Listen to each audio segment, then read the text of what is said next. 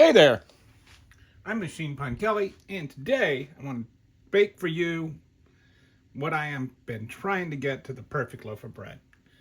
But before I start going into all this, I wanted to just explain what all the ingredients are and why I'm putting them in there, because I think sometimes you just see the recipe and you just go by it. I am using two kinds of grain. I'm using a hard white and a hard red. Both of those are winter wheats. But the reason I'm using those is they're both really high in gluten. They're around 15 to 18% gluten. And that means that I'm going to have a nice stout bread that I can spread peanut butter on and all kinds of stuff and put wet tomatoes on. It's going to make for great sandwich bread. The hard red is going to give me a rustic kind of tasting bread and some good nutty flavor.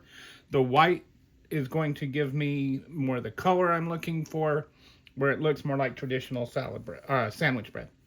So I'm using 300 grams of each of these. I'll have the recipe in the description. Now, next thing you want to know is I'm using lard, not oil, not butter, but lard. If you think of a good bread rise as so think of it like this. The way bread rises is the sugar eats the yeast, and then it, for lack of a better word, farts. It passes gas, which is carbon dioxide. Then that carbon dioxide inflates a little gluten balloon.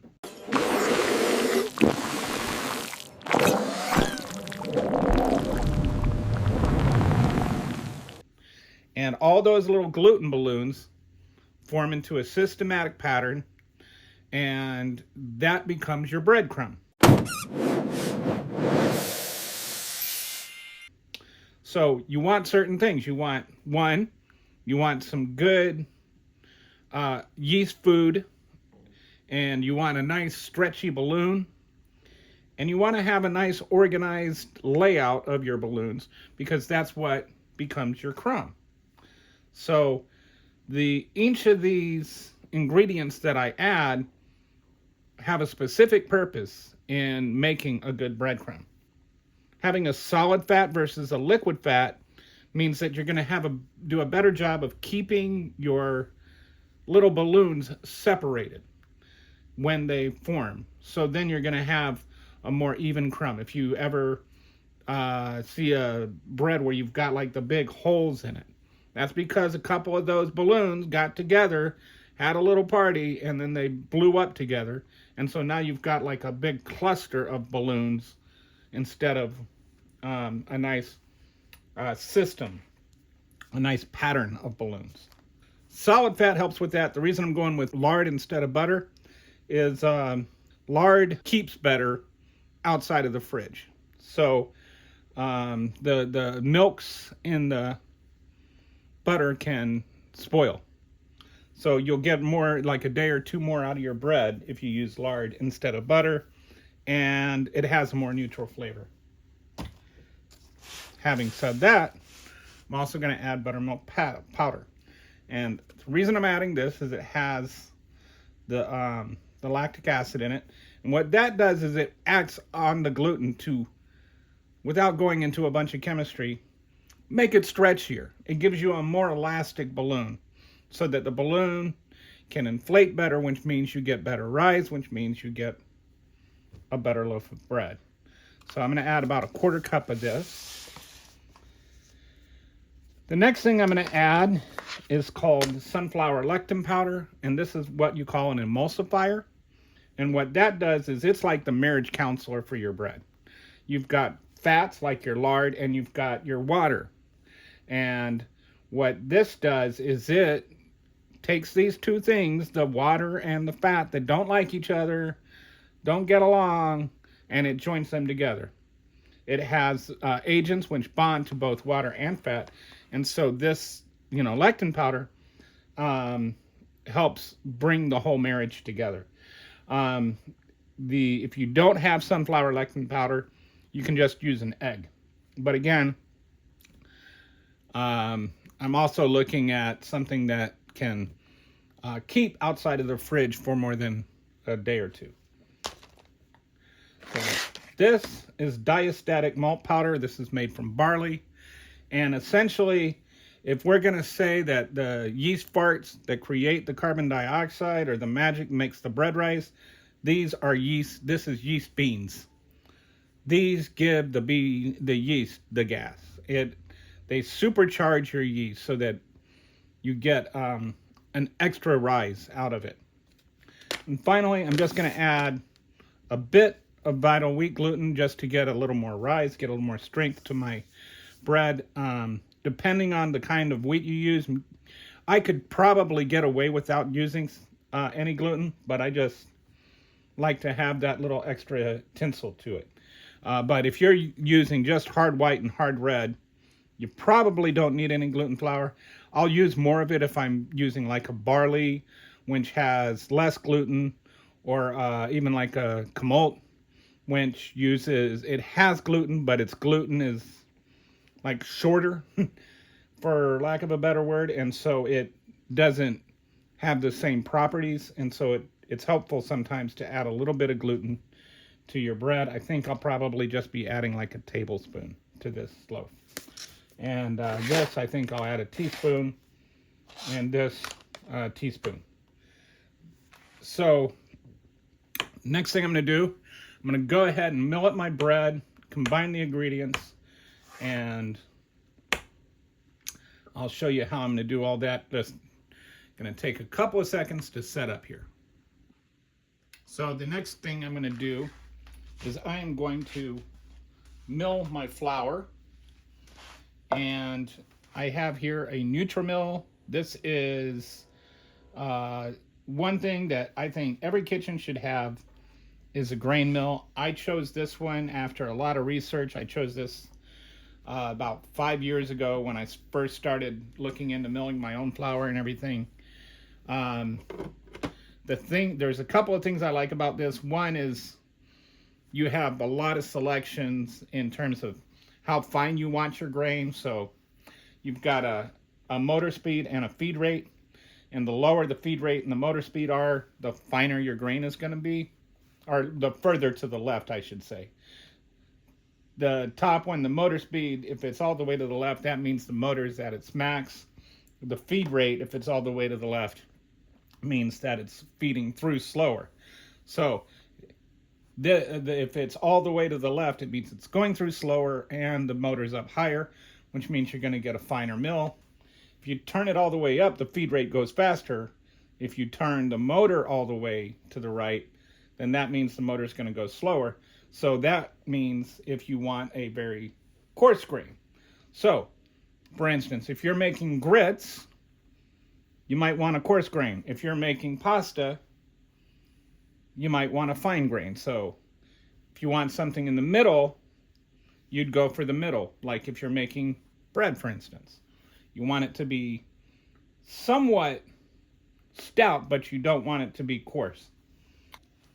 Always use weight instead of measuring cups or whatever, because that's always going to stay the same. 300 grams of wheat berries will be 300 grams of flour, but 2 cups of wheat berries will be more like 3 cups of flour. So if you just want to have a constant, always make sure to use a scale to measure and not measuring cups. So I'm just going to put in 300 grams of each.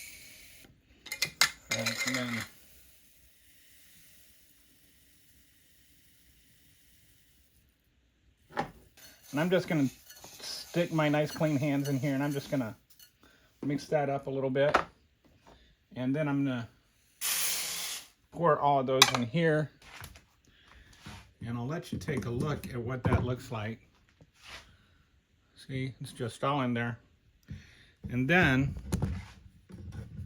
I'm just going to turn on my grain mill, and it's going to get very loud, so I'm just going to cut ahead later in the clip. But I'll let you hear it for a second just to hear how loud it gets and what you're trying to do. I'm going to set my motor to medium, and I'm going to set the food rate to medium. Oh, and one other thing, if you get one of these, you see this yes, no right down there. I don't know. Hopefully you can see that. But basically, there's a yes, no down there. And make sure it's pushed all the way in. That yes means yes, you're good to go. If you don't push it all the way in, then you're going to have a bunch of flour puffing out the side. Trust me, I know this. I learned it the hard way. All right, so here we go.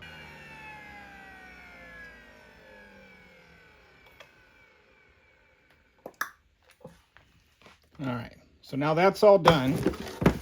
I'm going to take, and we're just going to make sure I get this on camera.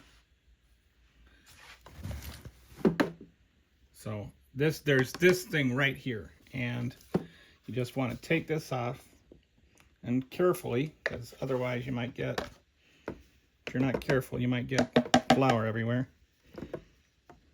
Dump that out. You can put this back on and tap it a few times. Make sure you get all the flour off of there. All right. So there you go. You get all this nice freshly milled flour. If you want to make sure you get all your everything mixed up, you can just stick your hand in there. It'll feel a little bit warm. But you just, there you go. That is fresh milled flour. That is not whole flour like you get in a bag. That is fresh milled flour. This stuff has so much more vitamins and nutrients and flavor in it than whole flour does. Whole flour is still processed. It's still treated. This is not. This is 100% organic, non-GMO. Like, I think it's got, there's 44 essential amino acids that are necessary for people to like function, and 40 of them are in fresh milled flour. And like whatever's in your bleach flour is whatever got put back in fake. So the bioavailability, meaning your body's ability to process the nutrients here, is like dramatically different. And even your digestion of it, like, I am not kidding. One of the reasons I did this and swear by it is I had digestion problems that are too gory to go into for like 20 years. And once I started eating fresh milled flour, they went away. A lot of people think they might have gluten intolerances, but it's actually not the gluten. It's just the stuff that helps you process the gluten isn't in the bread you're eating.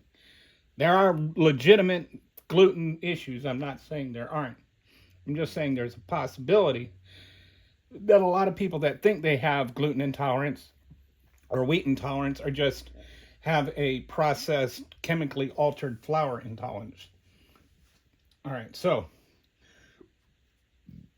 we've got my flour here, and to this I'm going to add 1/4 cup of dry buttermilk. And I get, this is my dried buttermilk again, and I get that from the same place I get my wheat berries from my dried corn from, that I make my grits with, all that kind of stuff. And it's super cheap. I loaded up my cart on Amazon. I used to get my wheat berries from Amazon before I found out about Azure.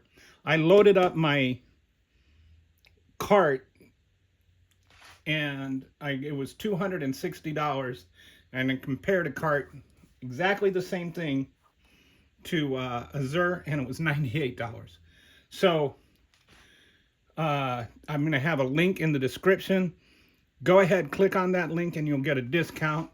And if you get, if you spend enough, I'll get some money out of it too. But really, my main goal is to save you money.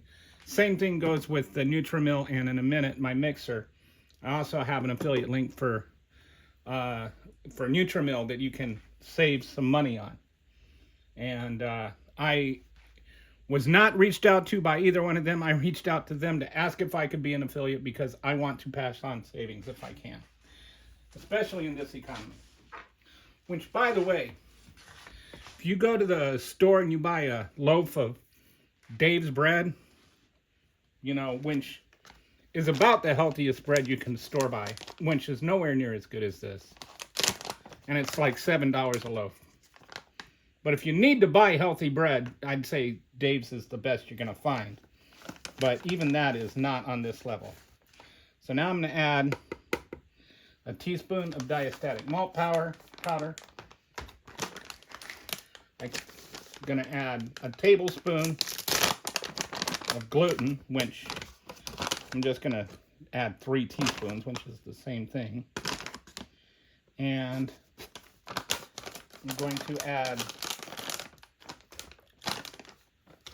if I can find where I put it. Where did I put my... And I'm going to add a teaspoon of my sunflower lecithin. So this is all my dry ingredients right here.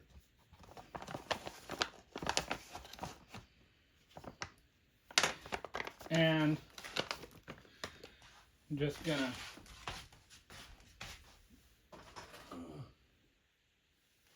okay, so here I have 400 grams of water. I'm going to add to this the melted lard and the honey.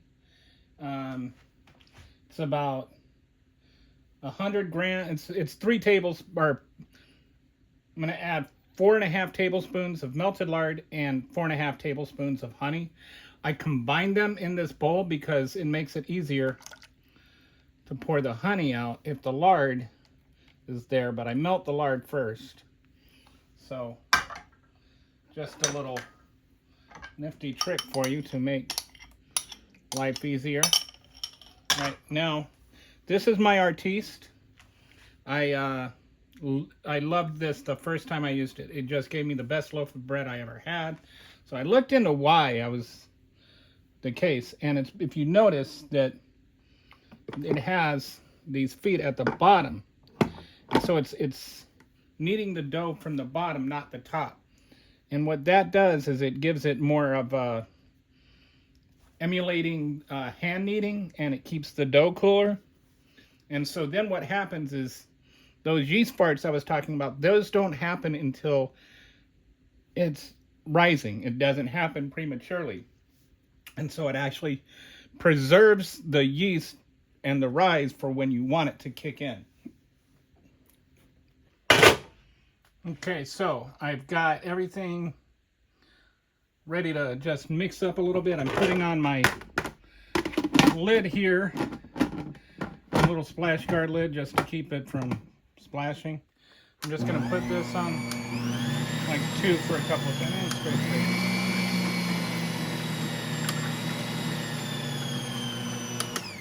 Okay, so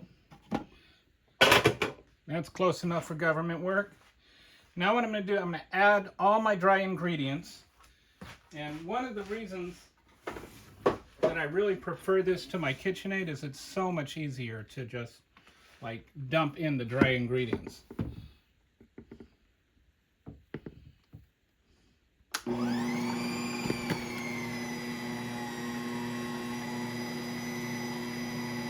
just gonna kind of slowly add that in until everything is there. Dump in that last little bit. And I'll come back in half an hour. The reason I'm doing this is it's called autolyzing. And what it means is that gets the fresh milled wheat takes a little bit of time to absorb the moisture and absorb the water. And this will soften up the bran and it'll make the bread taste better in the end. And it's only half an hour. And believe it or not, we're like, as far as the work for this goes, we're almost done. Okay, it's been 30 minutes. And I'm just gonna scrape this down a little bit. Now, it's really done a good job of absorbing the water. And if you're an experienced bread maker, you probably had the thought, Kelly, that's not enough water. And that's true. But what I found is that working with fresh milled flour, it's not always exactly the same, and it's easier to add water than add flour. So what I'm going to do is I'm going to start kneading it, and then I'll pour in some more water, probably around half a cup as I go. But I'm going to try and gauge the dough based on how it's doing rather than just by strict measurements. So I'm gonna go ahead and let it go for a minute there. If the dough starts climbing like it is a little bit, then I'll know to add more water. But you'll notice that this is not like a KitchenAid where it's like beating the dough against a wall. It's kneading it. It's moving it around. It's stretching it and kind of like caressing it. So I'm going to get some more water and just add in a little bit of water at a time.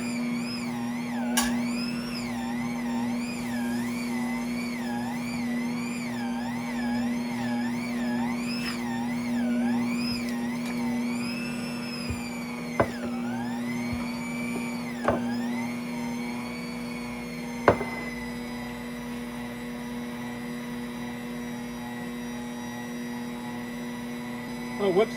I just realized something. I forgot to put my yeast and salt in. I'm going to add about 4 teaspoons of yeast, which is maybe a little bit more than I need, but I like that little extra rise. Let's go with about 3.5 teaspoons of yeast. And now you notice I am not putting the splash lid on. The reason for that is I don't want it to get warm. If you put the splash lid on, you'll start to notice like a little bit of steam forming on the bottom of the lid. And that's because it starts to heat up a little bit. You don't want it to get hot, because if it gets hot, then that means that the yeast is being activated and is already rising.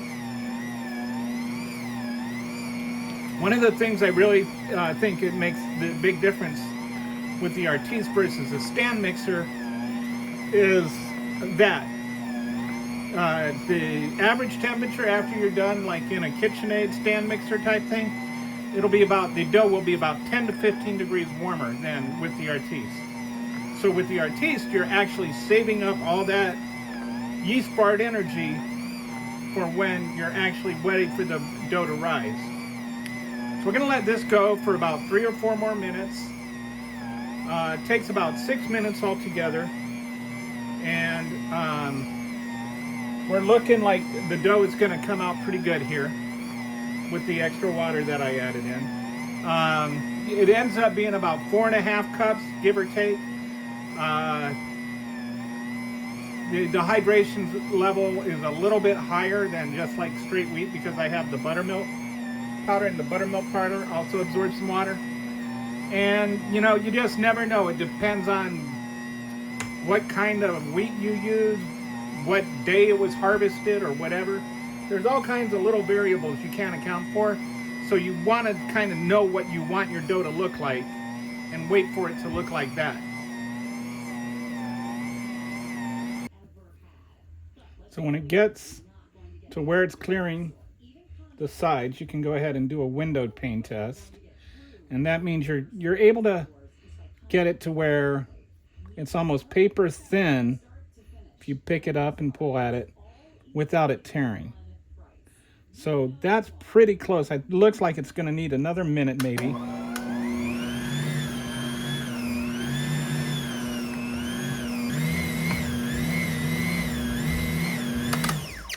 Okay, so now we're good to go.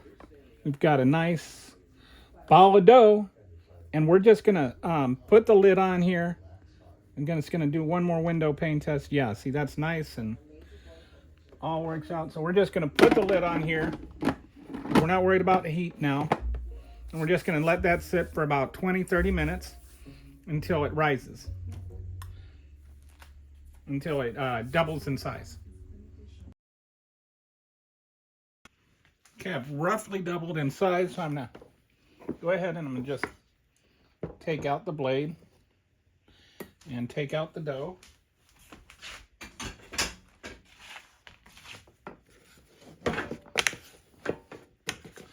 And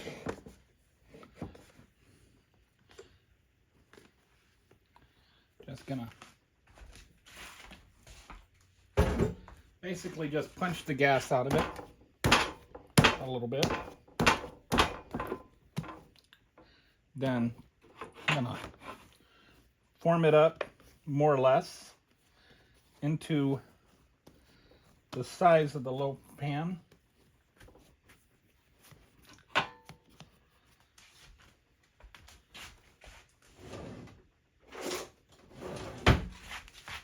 And then I've got my oiled pan here that I'm going to use.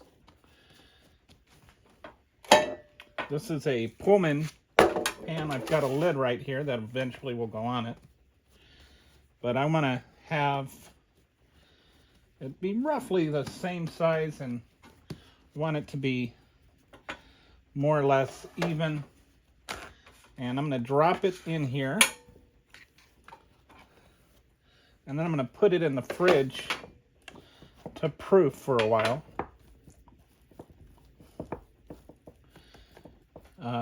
I've got a podcast coming up in about 20 minutes, so I'm just going to let it proof until I'm done with that, and then I'll maybe take it out, or maybe I might do it in the morning. But anyway, we're ready to proof. Once it gets up to about 2/3 of this height, I'll go ahead and pop it in the oven.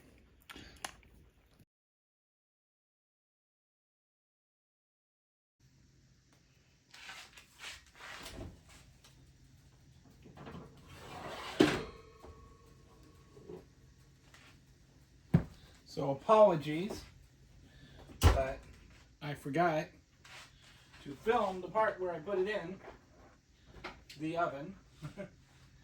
But it's in the oven, and it's out of the oven.